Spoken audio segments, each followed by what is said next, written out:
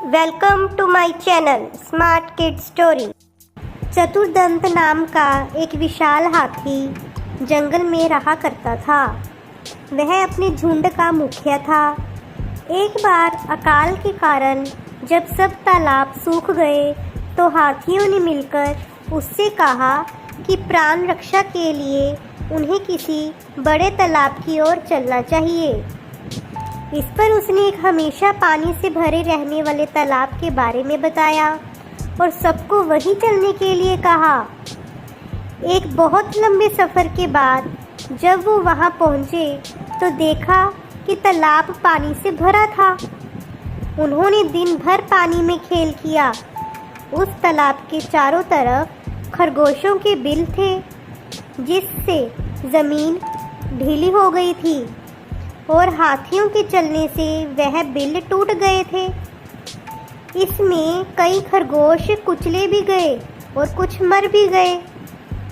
हाथियों के जाने के बाद बचे हुए चोटिल खरगोशों ने एक बैठक की और सोचा कि आसपास कोई और तालाब ना होने के कारण हाथी अब रोज़ यहीं आएंगे, जिससे जल्दी ही सब खरगोशों का खात्मा हो जाएगा।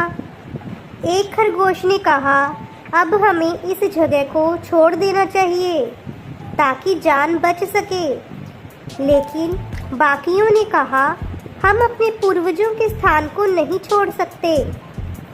ऐसे में उन्होंने एक उपाय सोचा कि चतुर्दूत को हाथियों के मुखिया के पास भेजकर ये कहा जाए कि यह तालाब चांद का है और वहाँ बैठा खरगोश यह नहीं चाहता कि हाथी इस तालाब में आए।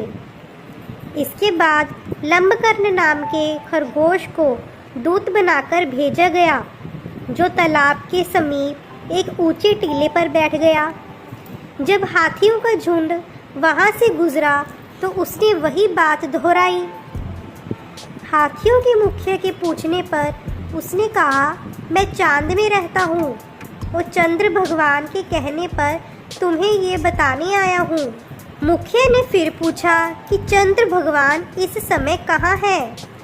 लंबकर्ण ने कहा, वह इस समय वह तालाब में ही है। कल तुम्हारे पैरों से खरगोशों के बिल टूट गए और उनकी प्रार्थना सुनकर वो यहाँ आए हैं और मुझे ये संदेश लेकर भेजा है।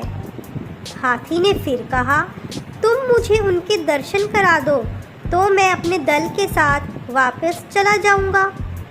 लंबकर्ण हाथियों के मुखिया को तालाब के पास ले गया और वहां पानी में चांद की छाया दिखाई। मुखिया को उसकी बात पर यकीन हो गया और उसके बाद कभी हाथियों का झुंड उस तालाब पर नहीं आया। इस कहानी से हमें यह सीख मिलती है कि कठिन समय में भी अपनी सूझबूझ नहीं खोनी चाहिए। Please like, share and subscribe.